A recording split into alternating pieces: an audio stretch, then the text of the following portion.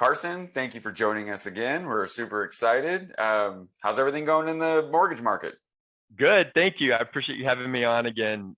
Super exciting and encouraging that we're seeing more activity now, and the buyers that want to buy a home actually have a chance to buy a home right now. I know we're going to talk a little bit about return on investment, something that I'm explaining to every client that I meet with, and it's not to convince them that like now is the best time ever to buy, but just sometimes taking a step back and looking at the true investment opportunity of owning a home. And so I love to walk through an example of, look, if you were going to buy a $500,000 home, you can buy that home with as little as 5% down, right? And so for a $25,000 investment, you can have an asset that's worth $500,000, right? We call that a leveraged investment because you're using the banks, you're using our money, $475,000 in this example, right, to buy a $500,000 home. So you're contributing $25,000 as an investment, as an example.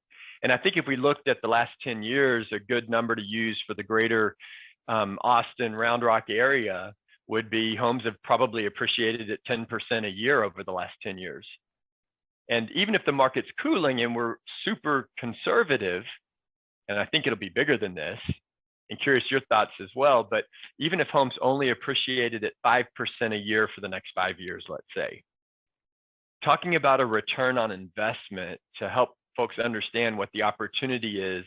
If you invest $25,000 to buy a $500,000 home and it goes up 5% a year, well, that's a $25,000 return, right? The home appreciates 5%, that's $25,000. And so it's literally 100% return on that $25,000 investment. And year after year, right, each year the home goes up $25,000 in value, just a modest 5% appreciation rate. Over 5 years, that $25,000 turns into $125,000 of equity. And that's conservative, right? If we were to look at folks, I know that you're selling their homes now, they're walking with $100,000 to $200,000 of equity, right? Yeah, and that doesn't even include the amount that they pay down on the mortgage and anything that they can do on tax deductions and what that looks like. Like it's a big deal.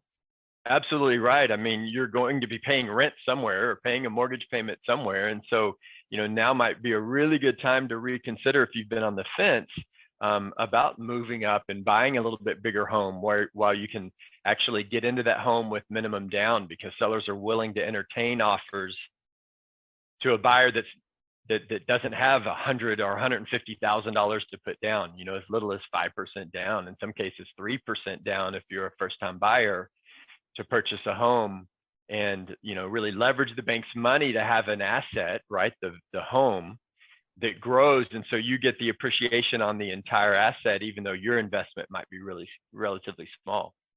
Well, and that was one of the one blessing for us, just when my wife and I, when we first bought as first-time home buyers, and then we got to see someone else that was close to us do the same thing several years down the road.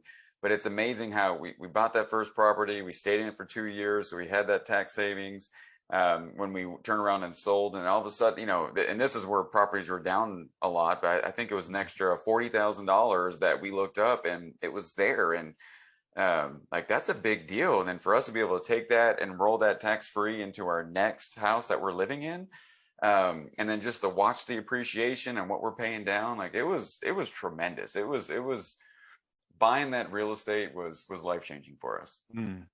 I can't tell you, I mean, I look at a lot of people's finances, right, as part of the process of qualifying for a mortgage, right? They look at credit, we look at what their assets are, what they have in the bank, and I'll tell you, 8 times out of 10, that move-up buyer, their biggest asset is the equity from the house that they're selling, more than what they've saved in their 401k or what they've invested in the stock market. Like 80% of the time, we hear people talking about how the home is their biggest investment, and it's neat to see it really play out, and that most of their net worth is from the appreciation, the equity that they have in their home.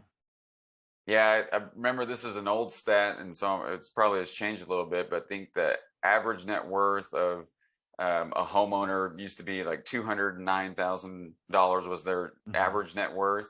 And if someone who's not a homeowner, it was like $9,000. It was a dramatic difference. And if I always loved how they talked about this as a forced savings. So if you're forcing yourself to save and you're paying down the note, why it's also appreciating, like that's just that can be life changing and generation. You can use that to change generations as well. It's a big deal. Absolutely. Yeah, I can't tell you how often we see, someone's home being such a key component in their accumulation of wealth. It's such a critical piece of their financial picture. Well, I love that. Any other advice on this? No, I think it's easy. Some people are concerned about, will they qualify? Do they have enough money? And it's if you stay under that jumbo loan limit of 715,000, which it was just raised to, if you stay under, which that gets you into a $750,000 plus home, right? And so it's easier than you think. I have people that I talk to all the time, and they tell me after the process, they're like, I didn't think we were ready. I didn't think we could qualify, and I'm surprised that it was as easy as it was.